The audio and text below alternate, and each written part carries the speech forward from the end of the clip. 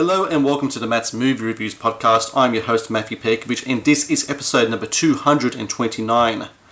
We are now living in the streaming era of entertainment, and there is no bigger streaming giant than Netflix, the California-based company that since moving away from its DVD hire model to streaming in 2007 has amassed over 148 million subscribers around the world.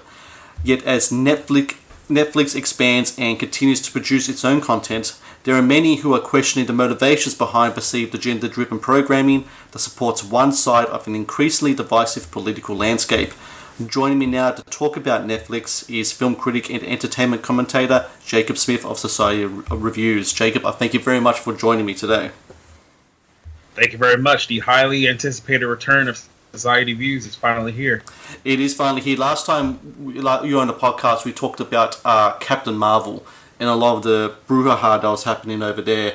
And I got really good response to that. So as soon as I saw your article that you posted, I think it was early June, titled "Netflix has become the breeding ground of political hatred and it's only getting worse," I knew I had to have you back on, because that article, we're just talking off air, is like one of the biggest things that you've had traction-wise on your website. And I'm just curious, what prompted you to want to write about Netflix, especially in regards to the ideologies behind the inspirations of its content that's becoming much more clearer as we get closer to a new election next year? Well, it was actually a story that I just kind of stumbled into because, for my site, I do movie reviews, a lot of like in theater movies. I'll do a lot of Asian cinema as well. So I was looking into finding more content with Netflix films. I rarely do Netflix movies for reviews, but I went to Netflix, tried to look for some things I could do some reviews about. And I probably sat through maybe about like 3 or 4 movies, and they weren't particularly strong, but I started to notice like a similar narrative with a lot of the movies too. But then I think it was the last 2 movies that I watched on that streaming platform where I was like, okay, this is definitely going one way. And if you look at all the the news and the decisions creatively around Netflix over the last couple of years, you started to see that not only is it going one way politically, but it's probably going to get a lot worse in the next year or so when certain content starts coming out as being produced. One of the first paragraphs that you had in the article talked about the political connections that Netflix had, certainly with the Democratic Party. So you have a former official for Barack Obama. Her name is Susan Rice. She's now on the board of directors on Netflix. And in 2 months after that, Barack Obama receives a multi-project deal to create documentaries specifically for Netflix. And he said in a quote that his films are going to deal with race, class, democracy, and human rights. To me, I find the timing very curious. That the last sitting president of the United States is going to create content on a global brand, mere year out of a new election coming up. Did you find that very curious as well? Oh yeah, definitely. I mean, even if you look back to the timeline of when this first started a year ago, it was very suspicious that, first of all, you had Susan Rice, who was Barack Obama's former ambassador at the time, who just randomly became, a member of the board of directors on Netflix. And that had a lot of people scratching their head just off of that alone. And then, like you said, 2 months later, Barack Obama and Michelle Obama create a production company, and they received a multi-deal project to produce, movies and documentaries for the streaming service.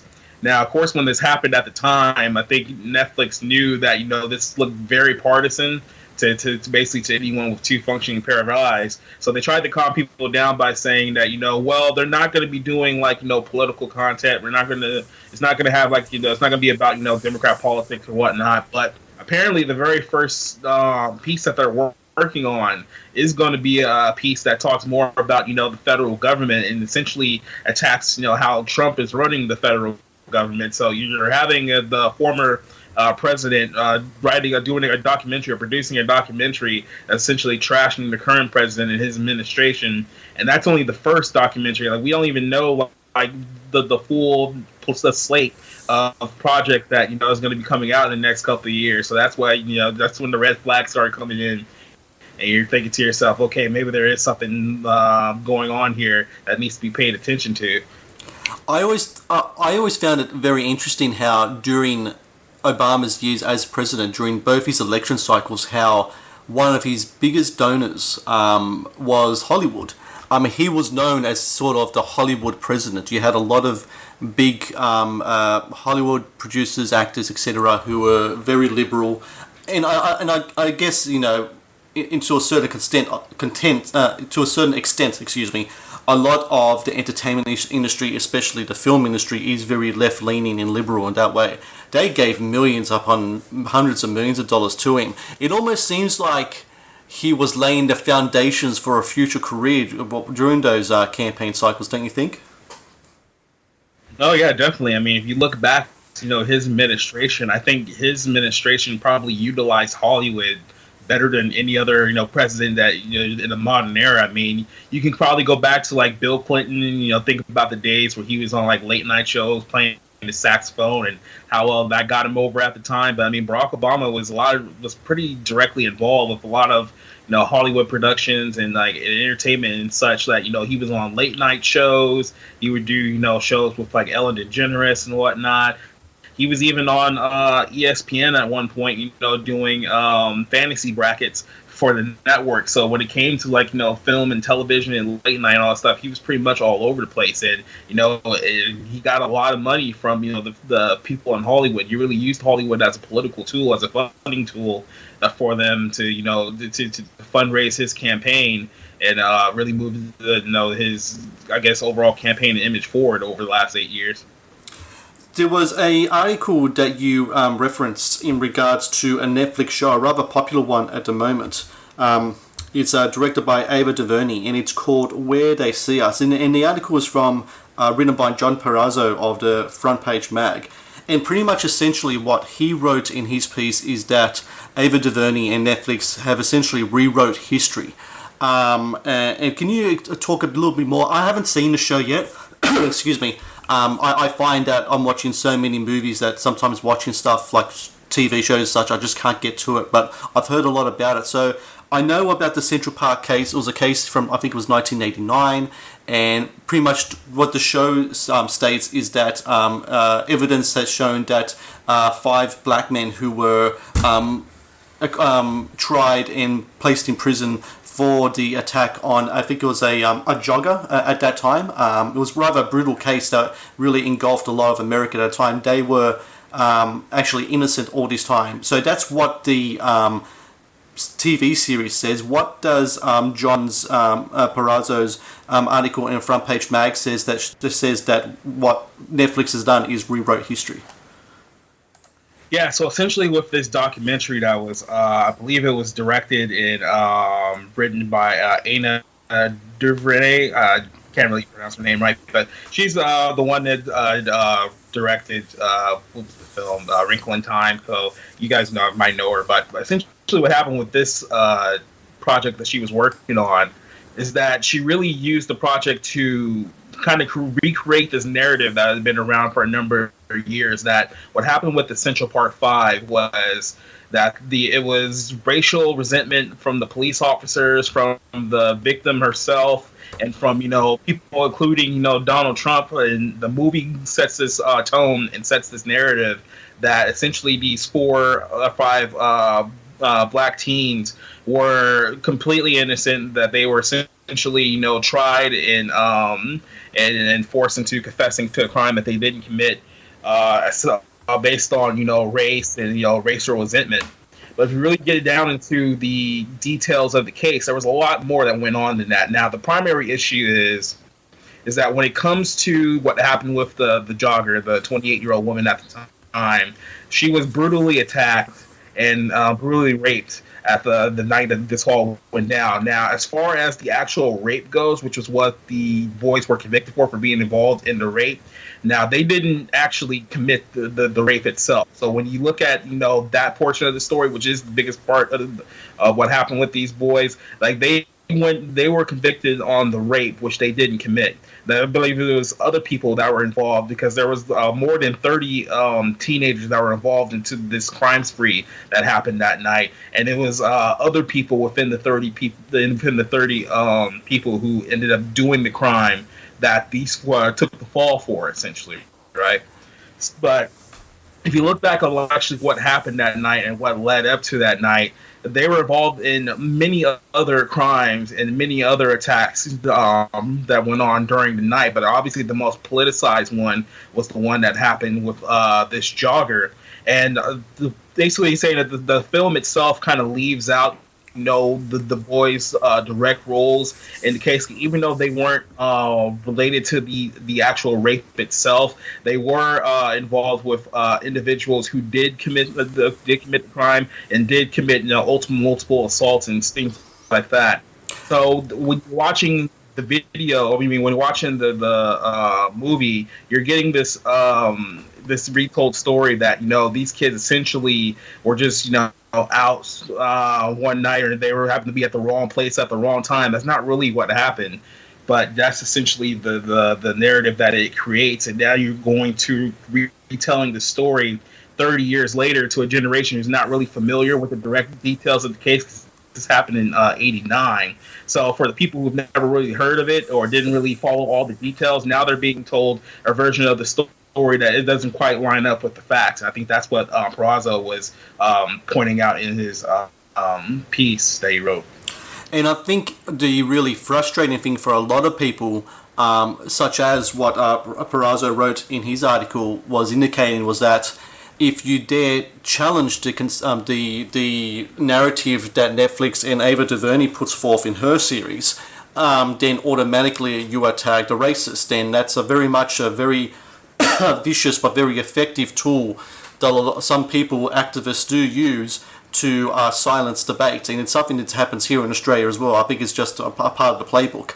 The Donald Trump connection is very interesting. At that time, he was very much on the forefront of going on news, on press. He's always been a media whore to an extent. He's always been out there talking to the press, etc. In this case, it was in regards to finding who did this crime, etc. At the time as well, he was very much a staunch Democrat, and he was known within New York City of being that. Now the indication is that because he came forth in the media and he was very supportive of the victim and he's very condemning of the people who perpetrated a crime or alleged to have perpetrated a crime or what have you, that now he is a racist. And you can't help but see the links within all this kind of thing. You have a show that a lot of people were saying is rewriting history, but it's also very much agenda-driven in a lot of facets, especially in damning Donald Trump, who, I have to remind everyone again, is facing re-election in a year. So you can't help but see connections here. Yeah, definitely. And this is the thing when you're like, you have to put yourself, in, the moment that this thing happened in 1989 and not, the retold story. Because what the film does is that it uses Trump's condemnation of the Central Park 5 at the time as a sort of a conviction to say, well, this proves that he was even a racist back then, right? But you have to understand that when this story first broke, for what most people understood of the story and what most people heard, you had a woman who was jogging in Central Park, New York. She was brutally attacked. I mean, the attack is pretty intense if you look at the details of the story. I mean, these were guys that took a brick and lead pipes and literally smashed her face in, and then as she lost almost enough blood that she nearly died, and her brain activity was completely messed up, they proceeded to then brutally rape her at the same time. So a lot of people heard the details of this story and they're thinking to themselves, well, look at the horrible things that they did to this woman. And it's like, yeah, what they're saying is true and they're guilty of it. They absolutely deserve to be sent in jail and whatever comes with that. And Donald Trump at the time was one of the leading voices pushing that narrative. It's like, yeah, they devastated this woman, and if they're guilty of it, then they need to pay. But now that the things have come out 30 years later, now they're trying to take his testimony at the time, which was felt by and shared with a lot of other people who heard the case at the time, to kind of to rewrite history by saying that, oh, see, this proves that Donald Trump hated black people even back in 1989, and the movie really tries to narrow that point home by putting the blame on Donald Trump, even though if we're being realistic, in 1989, Donald Trump was just a private citizen giving his opinion on a criminal case. You know what I mean? It wasn't like he was in the government at the time. It wasn't like he was like a senator or a congressman who was asking for condemnation of the case. He was basically giving his opinion, as any other private citizen would when you heard of the brutal details of the case. And yeah, there were a lot of people that were upset and angry, at the time, because they all thought that, if these guys did it, then they need to be severely punished for what they did. Jacob, not having watched the show, do they portray the crime, the attack and the rape in the TV series? From what I understand, they portray the attack, but essentially they kind of they reposition the attack to where the boys aren't really directly involved into the really gruesome details of the story, because I think what happens is in this situation is that if they go all in with what actually happened to this woman all night, because what they're trying to present in the series is that she wasn't a very reliable witness, and that maybe she had I guess what's the right word for it, some slanted views or whatever the case may be. So they were trying to portray to her like she was just as big as a problem as the cops were, due to her testimony. And this is the thing that really caught me when I thought about writing the story, is that I go and I look at the reviews of the story, what people are saying about it, and there were a lot of people, especially if you go to the official YouTube page online, there was a lot of people that were, like I said, directing the blame at her, saying that, oh, she lied, she wasn't a reliable witness, she was just as racist as the cops were, that they were just trying to throw these innocent black kids in jail. And it really made me think. It was like, this is a woman who who went through probably one of the most brutal, heinous attacks you could possibly think of, and that actually did happen. It's not like she completely made up the attack herself. There's plenty of police documents and evidence and whatever the case may be to prove that she was the true victim of the story. But in order to portray the narrative that they want in the film, they kind of have to take the sympathy factor away from her and focus it more on the boys who ended up going to jail for the story, rather than the victim herself. So if I could just confirm, and this is kind of news to me, because and it's very frustrating for me to hear it as well, the woman who was attacked, beaten by a brick, a pipe, and gang raped multiple times was the problem here, and a lot of people essentially is not believing the victim. Don't you think it's a little hypocritical, especially in these times of Me Too and Believe All Women, that this is a narrative that people from that particular side of politics is presenting?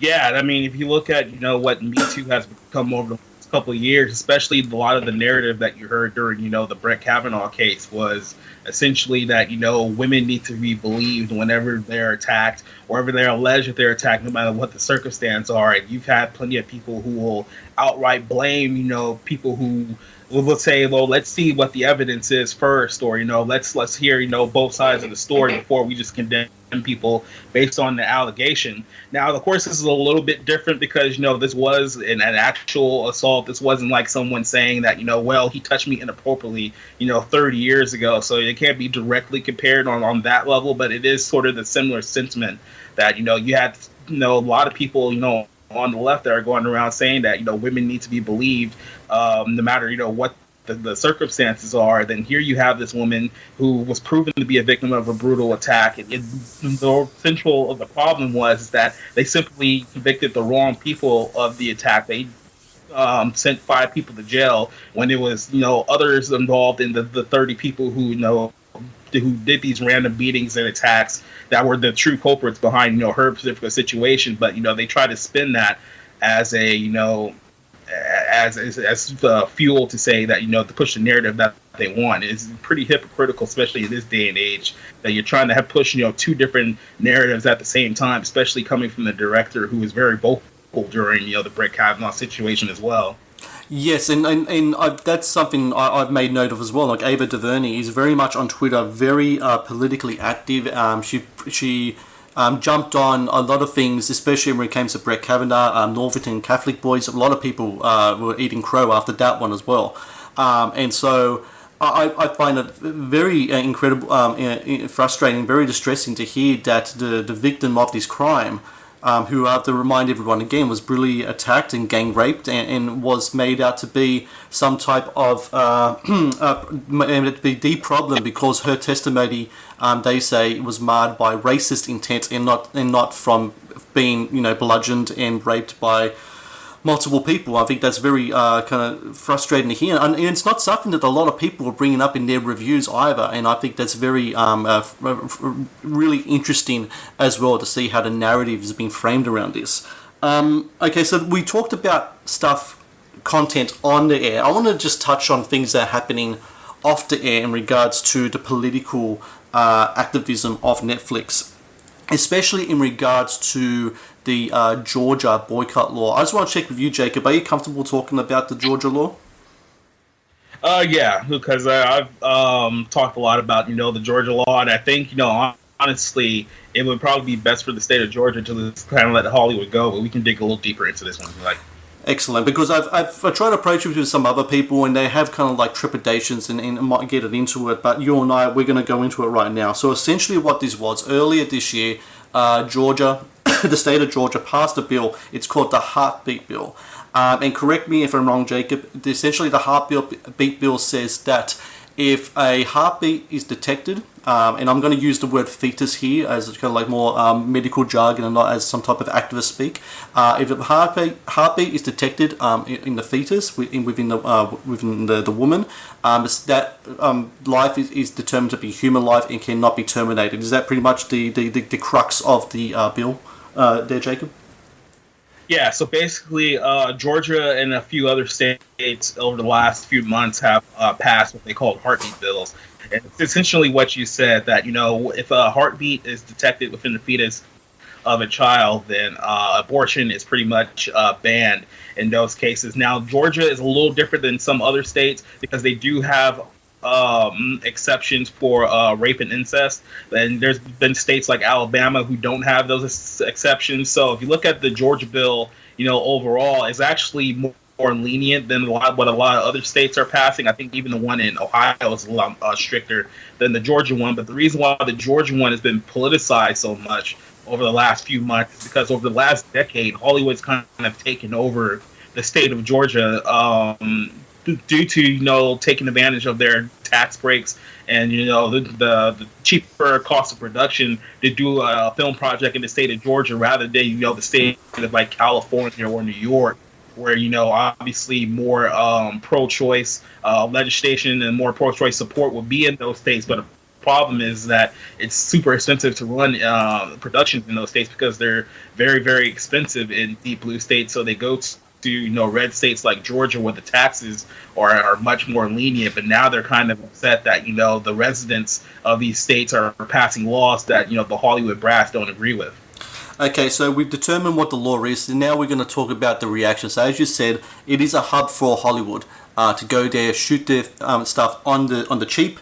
And one of those studios that does that is Netflix. So after this law passed, the Netflix Chief Content Officer, Ted Sarandos, said in a statement to Variety on May 28 that they rethink their entire investment in Georgia and that the company would work with the ACLU and others to fight it in court.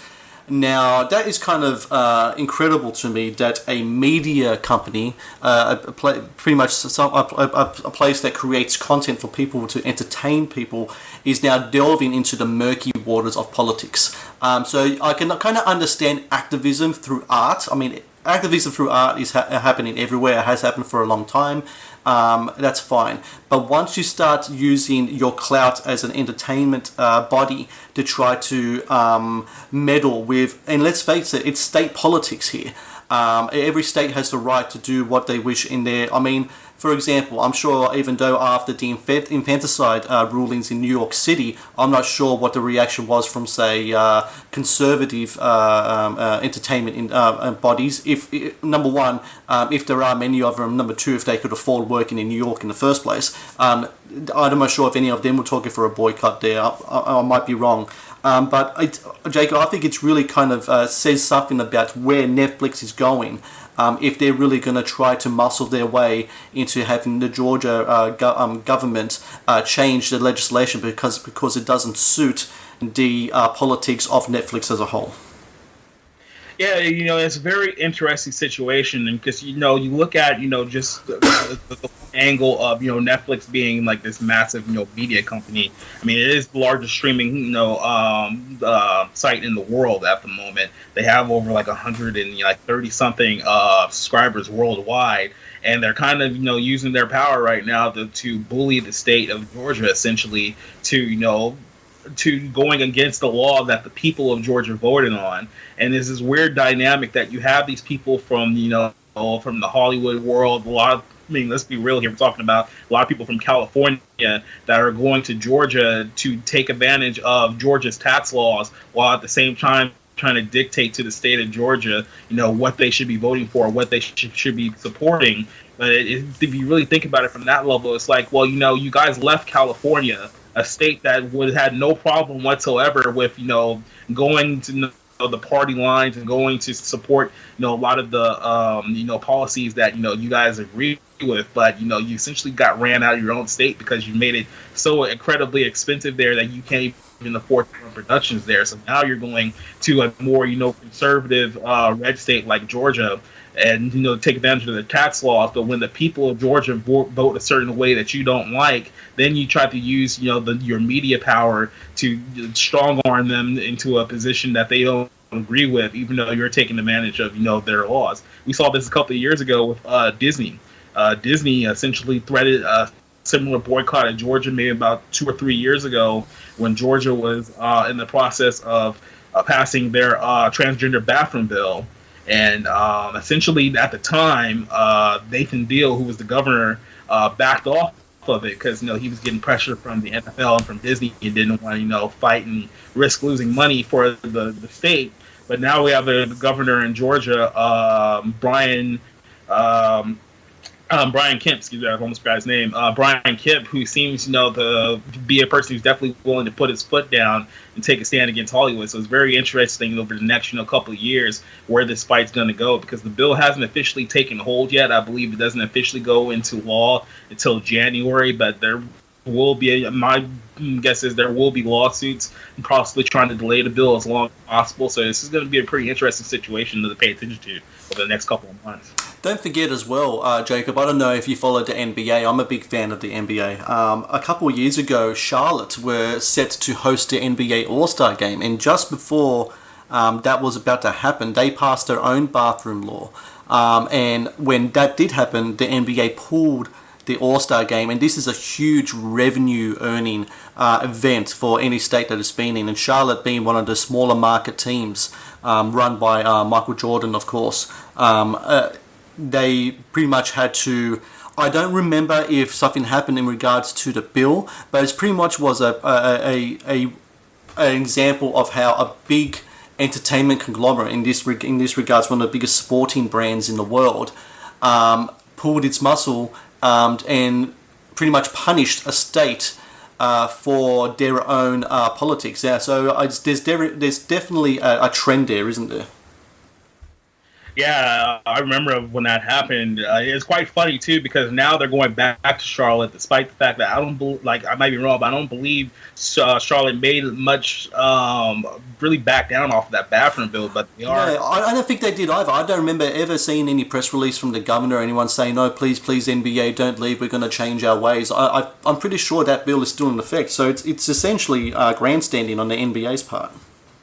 Yeah, because like I said, they moved it. I think they moved it to New Orleans that year, but then here we are a few years later, and they're going right back despite the fact that nothing changed. It was sort of the same thing that happened because the NFL did the same thing with Georgia, because Atlanta had just built a new stadium, but Georgia was also passing the same bathroom bill as well. But the NFL stepped in and said that, hey, if you pass this bill, then we're not going to have the Super Bowl in your city, and the governor essentially, backed down so they can hold the Super Bowl, which happened earlier this year. But I guess, now, like I said, with a new governor in charge, he's more willing to, take a stand against, the bully of these big, massive, media corporations that are trying to, instill left-wing politics in states that obviously don't agree with, left-wing politics. So it's very interesting dynamic that you're seeing here with a lot of these companies that seem to be fighting, the left's battle for them. So I guess I've got to play the part of devil's advocate now and just bring up something we've touched on already when we talked about Obama and his influence on the Hollywood community, vice versa, sporting teams and their influence through their progressive politics on states. I can also cite examples about late night TV now, of how left-wing that has become. What I'm trying to get to is that this position that Netflix has taken, shouldn't we expect this? I mean, Hollywood in the entertainment industry is very much a left-leaning thing. Shouldn't we not be alarmed and just take in stride that this is what's going to happen with any type of media conglomerate, especially when the business dealings are with Hollywood or with or any other association that way? Are we making too much of this, or do you think now is the time to really kind of stand up against this kind of stuff? Because I think Michael Jordan, to cite him again, said it himself back in the early 90s when people asked him why wasn't he more politically active. He made a very astute comment and observation that Republicans buy sneakers too, meaning that if you have a market base, you're going to cater to all different types of people. If you just cater to one brand of people and you make an ideology on that, you're pretty much crippling not only your business but also making a name for yourself as a very narrow-minded organization. It's funny you mentioned that, because I think what you're seeing here is that you're seeing kind of a changing of the guard in Hollywood as well. Because if you really look back on the history of it, Hollywood has always been, a sort of like a left-leaning, platform when it comes to like actors and directors and stuff like that. But when you go back to like years ago, like even like in the 90s and like early 2000s, people say like the 80s, in some cases, that there was an understanding that even though you personally like lean to the left, you support left-wing politics, you have to understand that that hey, I need to cater to both audiences. I can't just be politically one way, because if I'm too politically to the left, then the other side of the country is going to reject my projects, and I'm essentially not going to be any money and make any money. And year for years, it wasn't financially smart for Hollywood to go against the half of the country that disagrees with them politically if they want to actually make money. But what you've seen, especially in Hollywood over the last 10 years, is that you have people who have kind of come into the business and they've taken a more harder political stance, unlike people who you would have seen 20 years ago.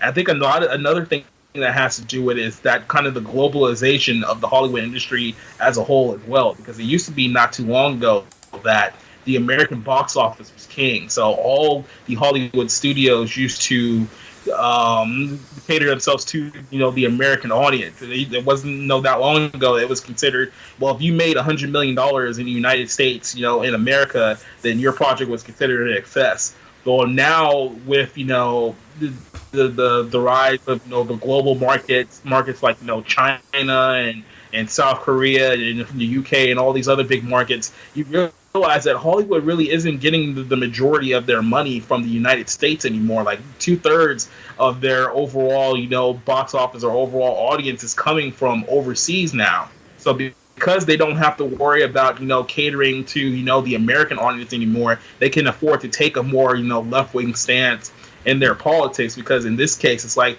well, even if they do piss off half the country here in the United States, they can make up that difference in other countries now. So they can afford to be more vocally politically to the left than they could be 20 years ago, because that's just the way that Hollywood's kind of set up now. So I do think, though, it's a very much flawed thinking on their part. I mean, if politics and elections says anything lately, there is definitely a quiet, but really mass proportion of people out there that don't share the same philosophies and ideologies that a Netflix would have. I mean, look in your country, in the US, only a few years ago, you had Donald Trump going against all expectation and winning there. Here in Australia, we had a federal election, and Scott Morrison, who is the Conservative leader here, a lot of people, including polls, which is very much what happened over in the States, polls and analysts and a lot of TV figureheads, etc., said that he wasn't going to win, and he came up triumphant big time. The UK, you can look at over there as well with Brexit. I think it's very flawed thinking on anyone's part that just because one political ideology is much more vocal out in the marketplace, it doesn't necessarily mean it represents everyone. And you're seeing that in the numbers right now. So there is another article I just want to cite here, and it's by Christian Toto from Hollywood and Toto, who's a good friend of the podcast. So he had an article called "Why Liberal Netflix May Have Dug Its Own Streaming Grave," and he cited statistics here. So shares of Netflix were down 11% in the last quarter. So that pretty much showing that a lot of people have actually unsubscribed from Netflix, and I think that is very much cause and effect of all the things that have been going on over there in regards to the political stance and such. But he also brings up another very interesting point, and that is that very soon the streaming market is going to get very, very packed and very competitive. So on top of what you have right now, you have Amazon Prime, you have Hulu, you have Netflix, of course. You're going to have all these other streaming services as well, one of them being Disney+. Warner have announced they're going to do their own streaming stuff as well. There's going to be so many diversified streaming options now, and not everyone can afford this. So if you're looking at around a dozen different options of all different types of content, and just say you are a conservative viewer, and you're looking at Netflix, and you reading reports about where they're coming from in regards to activism and political ideology and the content that they're putting out there, I'm going to give my money to someone else, and that's pretty much what could happen, right?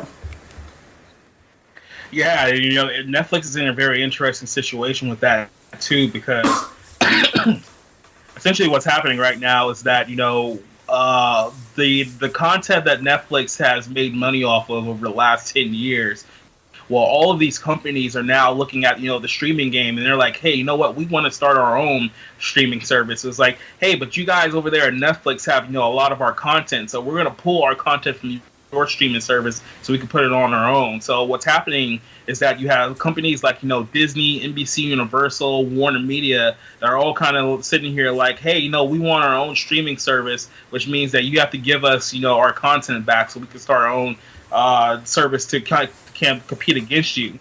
So now Netflix is losing a lot of the content that a lot of people love to watch on there. This is why you hear so many people complaining about The Office being pulled and Friends possibly being pulled and stuff like that, because they're essentially having to give it back to the people who's going to compete against them in the next couple of months. Now you add that along with the fact that politically they've become more partisan in their politics, both in their content and as a media giant. Now people are kind of looking at them now. It's like okay, before you only really had Netflix and Hulu. I mean, Amazon Prime isn't really that big of a thing yet, but you only really had two dogs in the yard now.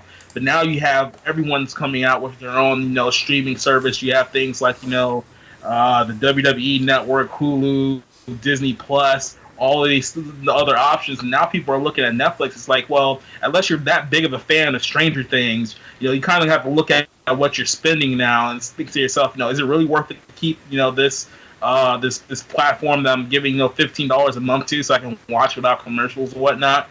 So they're in a really tight spot where their content is leaving the platform.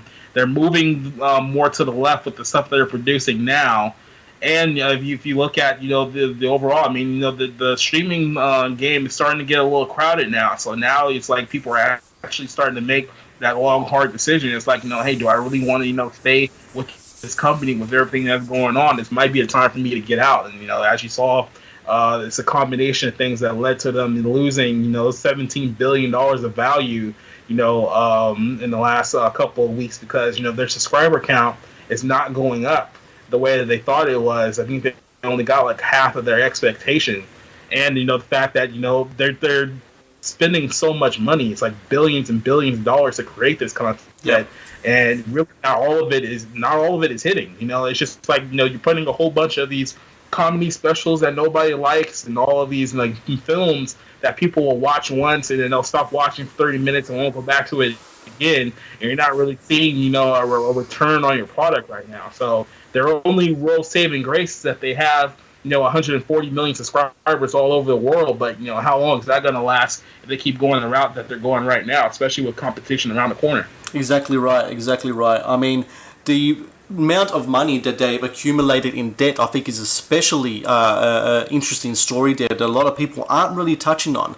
I think they're up to like $600-700 million in debt, maybe more. Maybe they may be getting close to $1 billion now, because I heard $1 billion. So look, because what are they doing? They have to create original content to make up for the fact that Disney especially pulled all their stuff out of their platform. So now they're like, okay, we're going to make our own stuff. But even the stuff that they're making is becoming very expensive. The Irishman, which is a new Martin Scorsese film, this is due for release at the end of the year. It's a film that I'm very much anticipating. But the budget on that thing is a balloon. I think when they bought the property off Paramount, it was a $70 million budget, and now it's gone up to $200 million, specifically because of the post-production special effects work in de-aging the actors. And this is a cast that stars Al Pacino, Robert De Niro, Joe Pesci. There's a lot of wrinkles to phase out there in post-production. And that costs millions of dollars to do.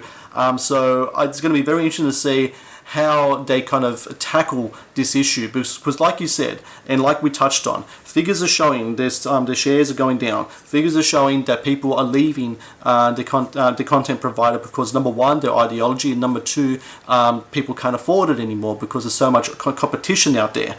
So then let's play the part of make-believe. Let's play the part of we are the CEOs of Netflix. We got this situation in front of us. We've got a fractured marketplace. We have money to spend. What do we do? Do we go down the road of making material now, making content now that can appeal to more conservative voters and try to get that marketplace back into our side? You mean as far as like Netflix goes? Yes. Yeah, I mean, it's interesting, a problem that they have right now because, they clearly need to maintain the subscribers or bring in new subscribers, but they don't have a lot of angles to bring them in at the moment. So it's like, you can create, new content like they're doing now and hope something sticks, like in the long term. But if you're trying to, like, I guess, cater to like a more conservative and libertarian audience, well, I guess what you have to do, you kind of have to go back and, let the people know that you can be trusted, because over the last like year or so, you've kind of, spit on the face on anyone who may be, let's say, right to the ideology of Bernie Sanders over the last few years. So if you're a jaded, conservative or libertarian, a customer, essentially saying you're looking at Netflix and you're seeing stuff that they're currently being produced right now, you're not looking at them as a viable alternative anytime soon. So they would have to make a real concerted effort to kind of bring in new customers in that vein. But then you also have the question of timing, like how long is that going to take for them to kind of like regain the trust of the people who they've lost over the last few years. That could take a lot of time, and Netflix may not have a whole lot of time coming out because I believe the Disney Plus platform is coming out either later this year or next year, whatever the case may be. So they're already going to have serious competition breathing over their neck at the moment. And with all the money that they're kind of spending on the productions of these television shows and movies, a lot of them really aren't quality to begin with. It's like, how do you go about essentially, pressing, the pause button and kind of rebooting your direction, which is really what they need to do at the moment, because, they're just in a tough spot in more ways than one. It's like not only has their ideology kind of bit them in the butt recently over the last couple of months, but now their competition is coming back to bite them as well. So they need to get into a room and kind of figure out, what direction they need to go to. and what's the best one that's not going to cost them money. Because if they start losing subscribers and they're already spending more money that they're bringing in, then it's only going to be a matter of a while before that bubble bursts. And hopefully they figure it out before they ended up becoming like the new Movie Pass or Blockbuster. Even though if we're talking about former media giants that kind of fell under his own weight. But they need to figure out something soon. I don't know what it is, but they only got a matter of time to figure it out, because the wall's kind of closing in slowly but surely. And it's going to be very fascinating to watch over the next couple of years. This is a great article that you wrote. Once again, just a reminder, Netflix has become the breeding ground of political hatred, and it's only going to get worse. Written by Jacob Smith, 985 retweets so far. And it's interesting to read the comments. When you tweeted out your article, a lot of people underneath that were saying, read your article, we're going to unsubscribe from Netflix there. So it's definitely having an impact on the bottom line. And that's really really fascinating to see, Jacob. Jacob, where can people read your stuff online? You can read my stuff at society-reviews.com. I'm on Twitter at the moment. I'm on Letterboxd if you want to get more of my movie review stuff. I'm currently on Minds as well, so if you go to minds.com and search Society Reviews, I'm there. And that's pretty much it for now. Well, Jacob Smith, I thank you very much for joining me on the podcast, and hopefully we can do this again in the future. Will do. I'm happy to come back.